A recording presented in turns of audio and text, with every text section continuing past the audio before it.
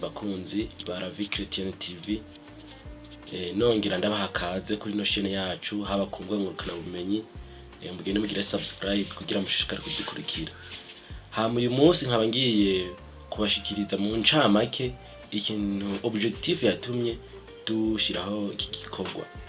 Intango ya byose twararavye ku marezo sosiyo, turavye mu gwaruka ruri mw'ishengero, nawe ucurabaho herereye usanga benshi batwara umwanya bikabatwara inkomezi kuko baba babimara umwanya munini, hari abashize video bidahesha Imana icubahiro, ibintu bitameze neza.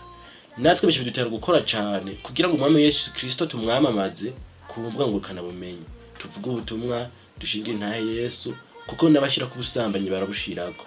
Rero twebwe ibyo ntibidutera isoni kuko ariyo ngingo twihaye. Rero turanezerewe kubona namwe bwe uyu munsi byarabashikiriye. Twebwe rero turipfuza ko uwo wabishoboye kandi tukintu batwaye kubirungikira n'abandi bantu bagafata groupe murayireka, ariko ubugira ubuntu cyo kuri Facebook ibyo wasanzwe ukabipataja, ibyo biratunezera.